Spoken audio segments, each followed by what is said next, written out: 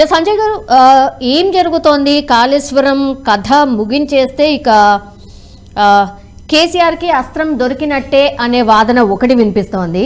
దాని కాళేశ్వరం ఫెయిల్యూర్కి బాధ్యులు ఇప్పుడు కేసీఆరా అధికారులా అన్నటువంటి ప్రశ్న కూడా వినిపిస్తోంది. క్లియర్ కట్గా మేడిగడ్డ ప్రాజెక్టుకు సంబంధించిన పిల్లర్ కుంగిన విషయంలో ఎప్పుడైతే మేడిగడ్డ ప్రాజెక్టుకు సంబంధించిన పిల్లర్ కుంగిన విషయము ఎస్ఆర్ఎస్పికి నీళ్లు ఆగిపోతాయి, వచ్చేటటువంటి ఫ్లోయింగ్ కానివ్వండి, అక్కడ నుంచినటువంటి విడుదల చేసేటటువంటి ఆగిపోతుంది. ఇప్పుడు ఎస్ఆర్ఎస్పికి సంబంధించినటువంటి ఇప్పుడు రబీ కాలకు సంబంధించినటువంటి పంటలు మాత్రమే పండుతాయి. సెకండ్ వచ్చేటటువంటి మేడిగడ్డ ప్రాజెక్టు ఈ పిల్లర్ కుంగిన విషయం ఎప్పుడైతే బయటికి వచ్చిందో అప్పటి నుంచి ఇప్పటి వరకు కానీ అప్పటి ప్రభుత్వం బీఆర్ఎస్కి సంబంధించినటువంటి అప్పటి మాజీ ముఖ్యమంత్రి ఉన్నటువంటి చంద్రశేఖరరావు గారు కానివ్వండి, వాళ్ళ అంచనా గణం కానివ్వండి, ఎవరు కూడా దీనిపైన మేడిగడ్డ పిల్లర్ కుంగిన విషయంలో ఇప్పటి వరకు కూడా ఎక్కడ కూడా స్పష్టమైన ఇన్ఫర్మేషన్ ఇవ్వలేదు. నిజంగా అంటే అప్పటి రాష్ట్ర ప్రభుత్వం తప్పిదమా, లేకుంటే అధికారుల తప్పిదమా, లేకుంటే ఎలాంటి అంటే ఈ ఒక ఇంటర్నేషనల్గా పేరు చెప్పుకున్నటువంటి ఎల్ఎన్డిటి ప్రాజెక్టు చేపట్టినటువంటి ఈ యొక్క కాళేశ్వరం ప్రాజెక్టుకు సంబంధించినటువంటి అంశం పైన ఇప్పటి వరకు క్లారిఫికేషన్ ఇవ్వలేదు. ఓన్లీ పిల్లర్ కుంగిందనే విషయం మాత్రమే వెలుగులోకి వచ్చింది. ఈ పిల్లర్ ఎందుకు కుంగింది, నిజంగా నాసిరకం వస్తువులు వాడారా, లేకుంటే అప్పుడు ఉన్నటువంటి డిజైనింగ్ అంటే ఒక వర్క్ ఇన్స్పెక్టర్ నుంచి ఈఎన్సీ వరకు కూడా మొత్తం తానై భుజాల మీద వేసుకున్నటువంటి అప్పటి ముఖ్యమంత్రి కె చంద్రశేఖరరావే వీటన్నిటికీ కారణము, వీటన్నిటికీ మూలము అనేసి ఇప్పుడు అధికారంలోకి వచ్చినటువంటి కొత్తగా కొలువైనటువంటి కాంగ్రెస్ ప్రభుత్వం చెప్తున్నటువంటి అంశం అయితే ఇప్పుడు మన తెరపైకి వచ్చేసింది. మొత్తం మీద గతంలో కూడా కాళేశ్వరం ప్రాజెక్టు స్టార్ట్ అయినప్పటి నుంచి ఇప్పటి వరకు అప్పటి ప్రభుత్వం పైన ఇప్పుడు కొత్తగా వచ్చినటువంటి కాంగ్రెస్ ప్రభుత్వం విమర్శలు చేస్తూనే ఉంది. కాళేశ్వరం ప్రాజెక్టు వల్ల చాలా విపరీతమైనటువంటి అవినీతి జరుగుతుంది, కాళేశ్వరం ప్రాజెక్టు వల్ల కుటుంబ పాలన సాగుతుంది, కాళేశ్వరం ప్రాజెక్టులో కుటుంబాలు 1,00,000 కోట్లకు సంబంధించి 1,00,000 కోట్ల రూపాయల అవినీతి జరిగిందనేసి ఇప్పుడు ప్రభుత్వము అప్పుడు ఉన్నటువంటి ప్రతిపక్షంలో విపరీతమైన ఆరోపణలు చేసింది. ఇప్పుడు జరుగుతున్నటువంటి ఒకే ఒక అంశం ఏంటంటే ఈ కాళేశ్వరం ప్రాజెక్టు లోపల అవినీతి పైన, ముఖ్యంగా మేడిగడ్డ ప్రాజెక్టుకు సంబంధించినటువంటి పిల్లర్ విషయం ఏదైతే ఉందో ఈరోజు ఉదయం కొద్ది క్షణాల ముందు రాష్ట్ర మంత్రిగా ఉన్నటువంటి ఉత్తమ్ కుమార్ రెడ్డి, అదేవిధంగా దుద్దిల శ్రీధర్ బాబు, వీళ్ళిద్దరితో పాటు కొంతమంది ఒక 6-7 మంది అధికారులు అంటే ఓన్లీ ఈ యొక్క ఇరిగేషన్కి సంబంధించినటువంటి ఎక్స్పర్ట్స్ని తీసుకొని వెళ్ళడం జరిగింది. వీళ్ళు హెలికాప్టర్ త్రూ ఏరియల్ సర్వే కూడా చేయడం జరిగింది. అంటే కాళేశ్వరం నుంచి మొదలుకుంటే ఎస్ఆర్ఎస్పి వరకు కూడా వీళ్ళు ఏరియల్ సర్వే ద్వారా హెలికాప్టర్లో సర్వే అది వీక్షించడం జరిగింది. అంటే ఎక్కడ జరిగింది ఈ తప్పిదం అనే కోణంలో ఒకటైతే నిజంగా కూడా ఈ కాళేశ్వరం ప్రాజెక్టులో ఆది నుంచి చెప్పుకున్నట్టు నిజంగా ఇందులో ఎంతవరకు అవినీతి జరిగింది అనే దాని మీద కూడా పొన్నం ప్రభాకర్, మంత్రిగా ఉన్నటువంటి పొన్నం ప్రభాకర్ కూడా నిన్న మీడియా ముందు కూడా చెప్పడం జరిగింది. ఇందులో నిజాలు దీనిపైన ఒక కమిటీ వేస్తాము, ఒక రిటైర్ జడ్జి తోటి ఒక కమిటీ వేసేసి పూర్తి సమాచారం రాబట్టి అధికారులపైన అప్పుడు అధికారుల ఇన్వాల్వ్మెంట్ ఉందా, లేకుంటే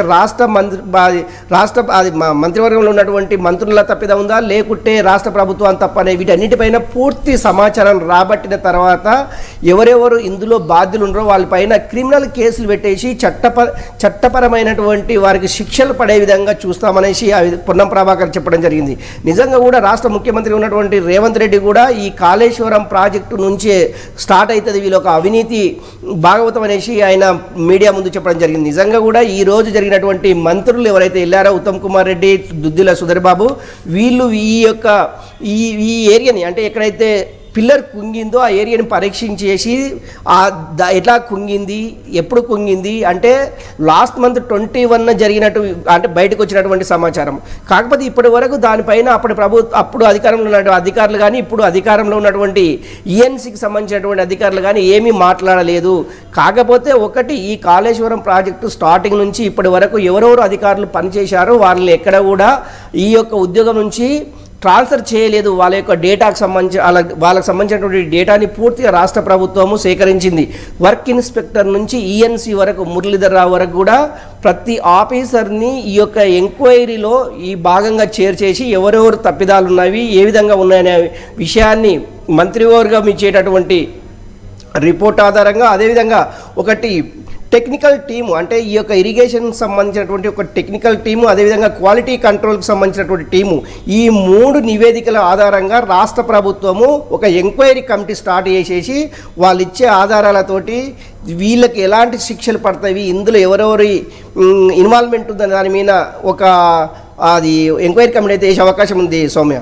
ఇప్పుడు పూర్తిగా నేనే రీడిజైన్ చేశాను, కాళేశ్వరంని నేనే కట్టాను అన్నటువంటి విషయాన్ని మాజీ ముఖ్యమంత్రి కేసీఆర్ పదే పదే చెప్పినటువంటి సందర్భం. ఆయన పవర్ పాయింట్ ప్రజెంటేషన్ కూడా ఇచ్చారు అసెంబ్లీ సాక్షిగా. ఇప్పుడు తన డిజైన్నే పూర్తిగా పరిగణలోకి తీసుకొని ఈ ప్రాజెక్ట్ డిజైన్ చేశారు అని ఈరోజు పవర్ పాయింట్ ప్రజెంటేషన్లో చెప్పబోతున్నారా?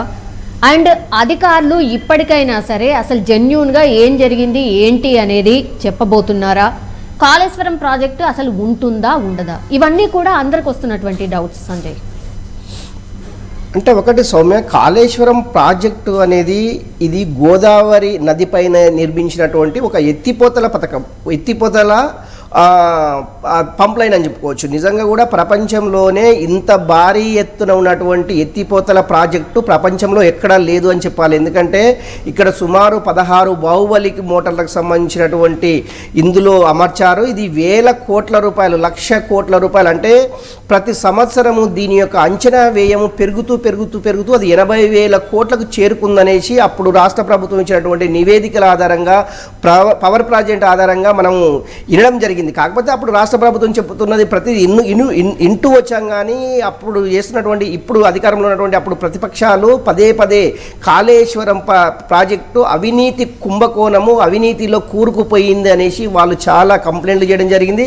చాలా నివేదికల్లో ఇదే ప్రస్తావించడం జరిగింది. నిజంగా కూడా ఇంత అవినీతి జరిగిందా అనేది ఇప్పుడు ముక్కున ఏలేసుకునే పరిస్థితి అయితే చాలా కనబడుతుంది. దీనిపైన ఇప్పటి వరకు అప్పుడు ఉన్నటువంటి ముఖ్యమంత్రి కె చంద్రశేఖర్ రావు దీనిపైన కానివ్వండి, అప్పుడు ఇరిగేషన్ మంత్రిగా ఉన్నటువంటి హరీష్ రావు గారు కానివ్వండి, అప్పుడు మంత్రివర్గంలో ఉన్నటువంటి మంత్రులు, ఆ జిల్లాకు సంబంధించినటువంటి వరంగల్, కరీంనగర్కి సంబంధించినటువంటి మంత్రులు కానీ వీటిపైన ఎక్కడ కూడా మీడియా ముందు ప్రస్తావించడం లేకపోవడము ఈ ప్రశ్నలన్నింటికి క్వశ్చన్ మార్క్గా మిగిలిపోతుంది. నిజంగా కూడా కాళేశ్వరం ప్రాజెక్టు వల్ల ఎవరికి లాభము, ఎవరికి నష్టం అనే దాని మీద ఇప్పుడు ఉన్నటువంటి ప్రభుత్వం కొద్దిగా ఎంక్వైరీ కమిటీ అయితే చేస్తుంది.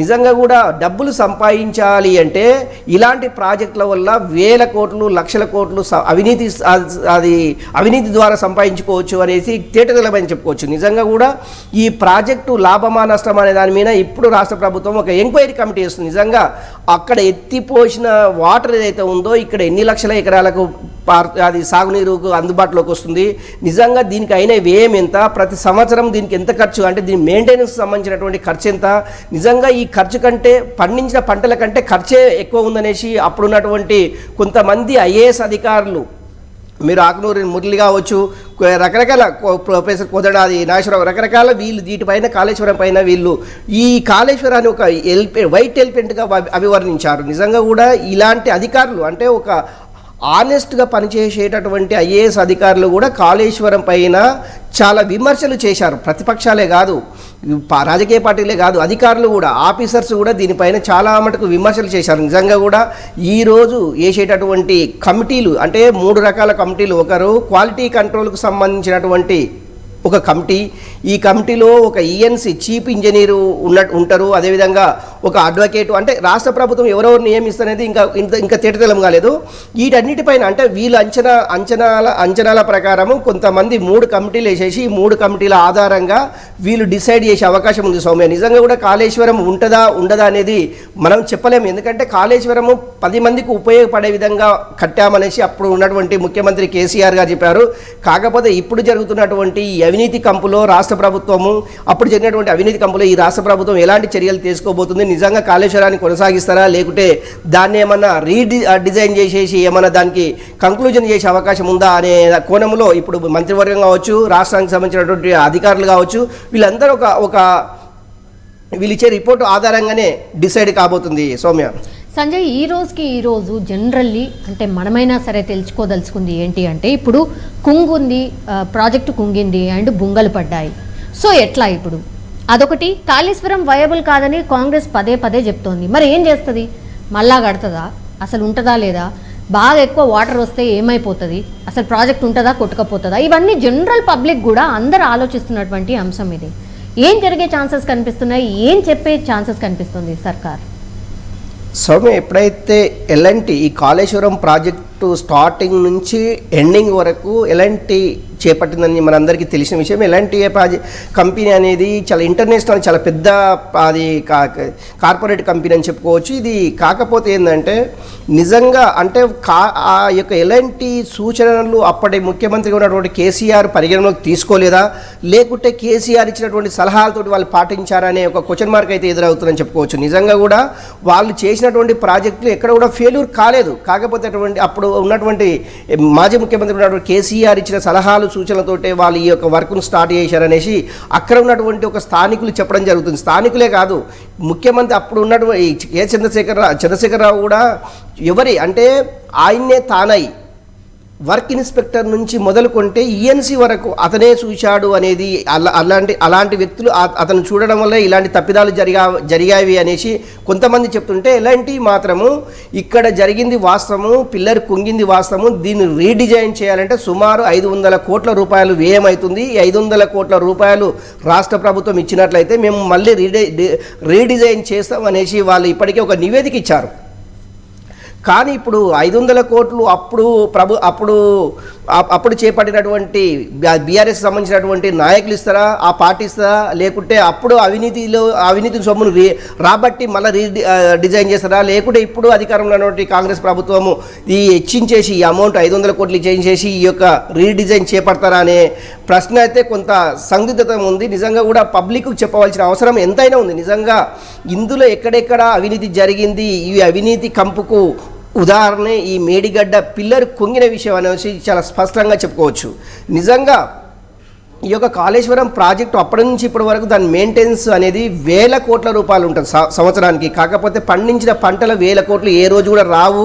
అప్పటి నుంచి చెప్తున్నారు, ఒక యూనిట్ ఖర్చు సుమారుగా 500 రూపాయల ఖర్చు అవుతుంది. కాకపోతే ఒక పంట పండి రైతుకు వచ్చే చేయికి నీకు ఎకరానికి 10,000 కంటే ఎక్కువ మిగలదు. కాకపోతే సుమారుగా ఒక 1500 యూనిట్లు ఒక ఎకరా పారాలి అంటే కరెంటు ఖర్చు అవుతుంది. వీటన్నిటిని క్రోడీకరిస్తే రాష్ట్ర ప్రభుత్వము, అప్పటి రాష్ట్ర ప్రభుత్వంపై ఇప్పుడు అధికారంలో ఉన్నటువంటి ప్రభుత్వము కాంగ్రెస్ అప్పుడు ప్రతిపక్షంలో ఉండేసేసి రాష్ట్ర ప్రభుత్వంపై విమర్శలు చేయడానికి ఇలాంటి ఎక్స్పర్ట్ తోటేసి అప్పుడు కాళేశ్వరం ప్రాజెక్టుకు వెళ్ళి అక్కడ మొత్తం టోటల్గా దానికి సంబంధించినటువంటి వీళ్ళు కూడా ఇప్పుడు ప్రతిపక్షంలో ఉన్నటువంటి కాంగ్రెస్ పార్టీ కూడా వాళ్ళు కూడా పవర్ ప్రజెంటేషన్ గాంధీ భవన్లో చేయడం జరిగింది. కాకపోతే అప్పుడు చేసినటువంటి పవర్ ప్రజెంటేషన్ ఏదైతే ఉందో ఇప్పుడు కళ్ళ ముందు కదిలాడేటట్టు కనిపిస్తుందంటే రేవంత్ రెడ్డి మన స్పష్టంగా అసెంబ్లీలో కూడా చెప్పడం జరిగింది. సౌమ్య, ఇప్పుడు సంజయ్, జనరల్లీ కూడా ఇంత పెద్ద కంపెనీస్ అంటే ఎల్ఎన్టీ కంపెనీ అది అతిపెద్ద కంపెనీ, చాలా చాలా బిగ్ ప్రాజెక్ట్స్ చేస్తూ ఉంటుంది నేషనల్ అండ్ ఇంటర్నేషనల్ లెవెల్లో. ఇట్లాంటి కంపెనీస్ ఒక ప్రాజెక్ట్ని, ఇంత పెద్ద భారీ ప్రాజెక్ట్ని టేకప్ చేసేటప్పుడు ఎట్లాంటి ఒప్పందాలు చేసుకుంటూ ఉంటాయి ఒకటి. అండ్ ఈరోజు సర్కార్ ఆఫ్టర్ పవర్ పాయింట్ ప్రజెంటేషన్ తర్వాత ఎల్ఎన్టీ కంపెనీ ఏమన్నా స్పందించే అవకాశం ఉందా? సో మనం ఇంతకుముందు చెప్పుకున్నట్టు ఎల్ఎన్టీ కంపెనీ ఆల్రెడీ దీనిపైన ఒక నివేదిక ఇచ్చింది. ఆల్రెడీ వాళ్ళొక మీడియా ముందు మాట్లాడడం జరిగింది.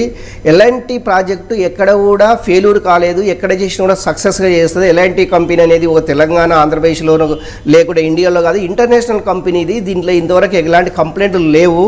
అప్పుడు ఇచ్చినటువంటి రాష్ట్ర ప్రభుత్వం ఇచ్చినటువంటి నివేదికల ఆధారంగానే, వాళ్ళు ఇచ్చేటటువంటి ఎక్స్ప్లెనేషన్ ఆధారంగానే మేము ప్రాజెక్టును చేపట్టాము. పిల్లర్ కుంగిందనేది వాస్తవము. కాకపోతే అది రీడిజైన్ చేయాలి అంటే 500 కోట్ల రూపాయలు ఖర్చు అవుతుందనేసి ఎల్ఎన్టీ ఇప్పటికే ప్రకటించడం జరిగింది. ఈ 500 కోట్ల రూపాయలు ఎవరు భరించాలి?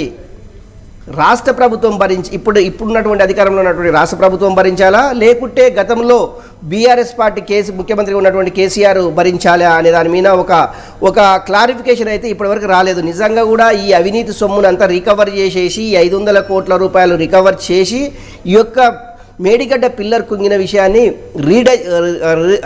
రీడిజైన్ చేస్తారా అనే దాని మీద అయితే కొంత సమాచారం కొన్ని గంటల్లో, అంటే మంత్రులు ఏ విధంగా ఏం మాట్లాడబోతున్నారు, రాష్ట్ర ముఖ్యమంత్రి ఏం నిర్ణయం తీసుకోబోతారు, వీటన్నిటిపైన $1 మిలియన్ ప్రశ్న అయితే మిగిలిపోనుంది. సౌమ్య, నిజంగా వీటిపైన అప్పుడు రాష్ట్ర ప్రభుత్వము ఏ కోణంలో ఈ ప్రాజెక్టు నిర్మించింది, వాళ్ళ చేతివాటం కోసము ఈ ప్రాజెక్టు నిర్మించిందా, లేకుంటే ప్రజా అవసరాల కోసము ఈ ప్రాజెక్టును నిర్మించిందా అనే కోణంలో ఇప్పుడు అధికారంలో ఉన్నటువంటి కాంగ్రెస్ ప్రభుత్వం అయితే ఎంక్వైరీ అయితే మొదలుపెట్టింది. ఈ ఎంక్వైరీలో ఎలాంటి నిజాలు బయటకు వస్తాయి, ఎవరెవరు ఇందులో హస్తం ఉంది, ఇవన్నీ బయటకు వచ్చిన తర్వాత రేపో మాపో వీటిపైన కమిటీ నివేదిక ఆధారంగా ఈ రాష్ట్ర ప్రభుత్వము అప్పుడు ఉన్నటువంటి అధికారులు కావచ్చు, పొలిటికల్ లీడర్స్ కావచ్చు, యాక్షన్ తీసుకునేది మటుకు వాస్తవంగా కనిపిస్తుంది. Soumya. Okay Sanjay, thank you.